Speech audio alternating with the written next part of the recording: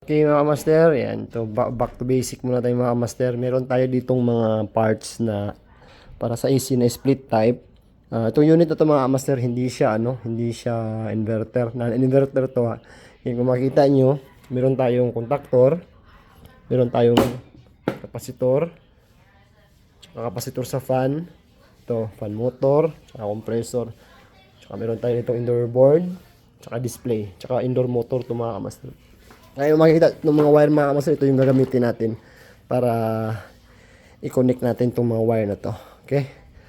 Bago lahat mga master, ayun kung magtaka kayo, bago yung ano ko ngayon, account kasi yun nga nagka-problema yung dati kong account kung saan kayo naka-follow dati. So, sana suportahan niyo ako ulit dito sa bago kong account. Yan, para tuloy-tuloy yung ano natin, tuloy-tuloy yung pag-share sa video. So, okay, i-rewire natin tong ano, simpleng connection lang to. Okay, let's go.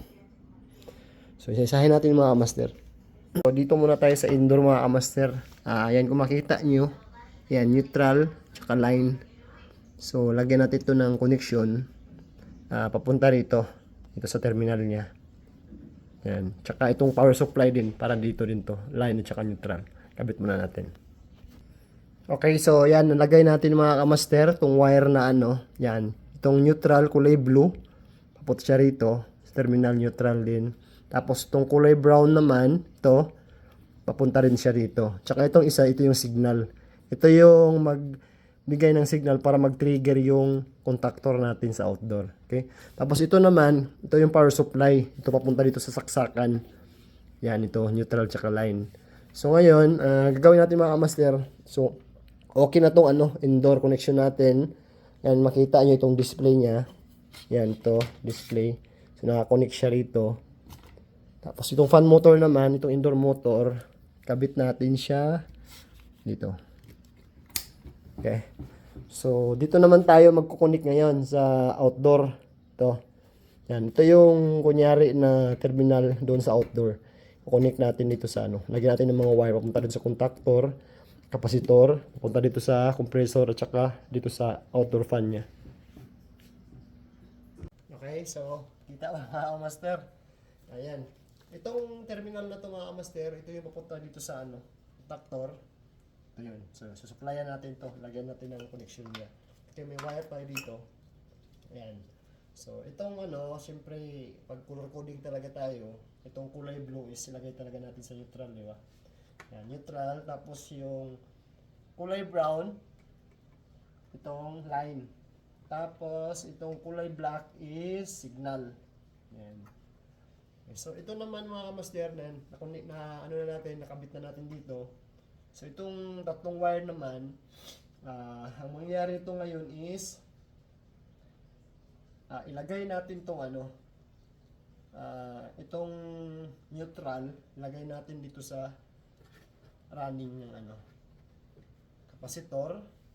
Tapos itong brown, ilagay natin dito sa isang contactor. Kasi itong contactor mga master, yan, isang linya lang ang gagamit dito. Yan, makikita nyo naka-ano siya. Naka-jumper siya, o yan. So, ang gagamitin natin dito is common lang na linya. Yan, kabit natin.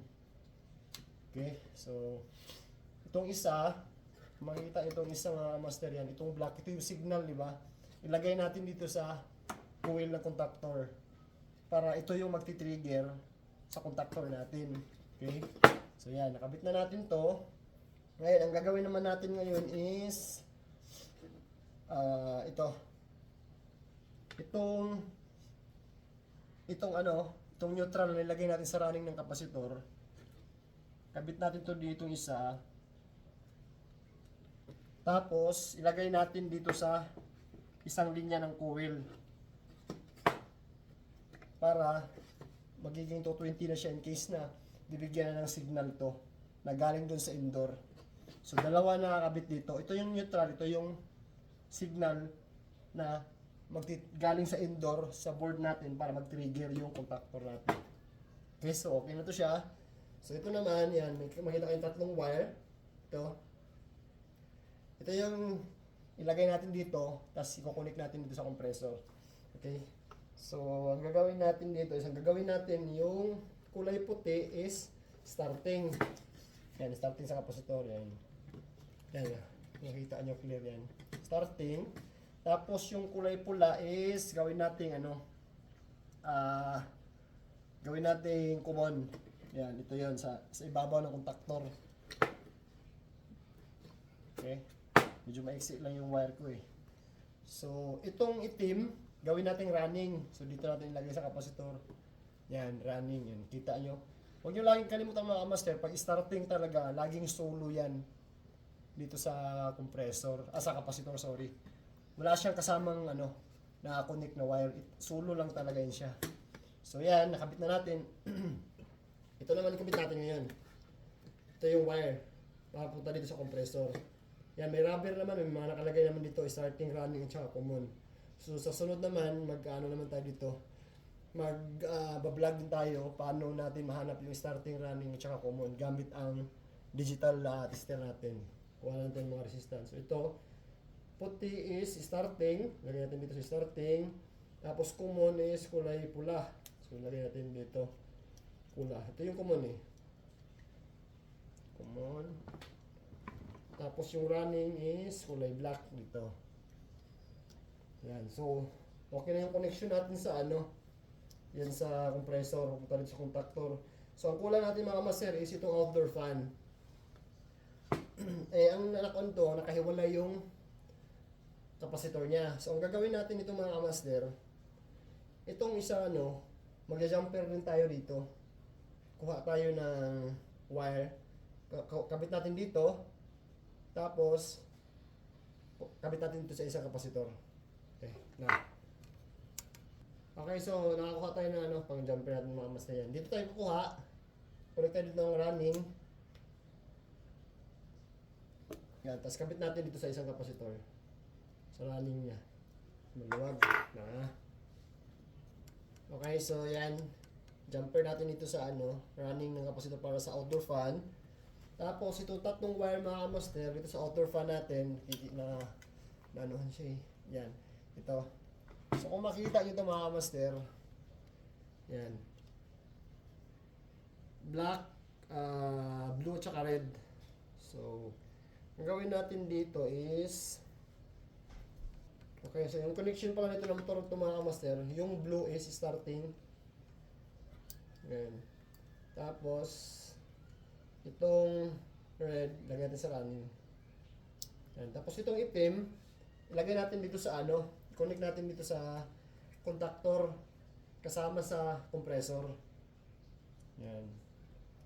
Kasi ang style nito, pag under yung compressor, under yung outer fan, sabay sila lagi.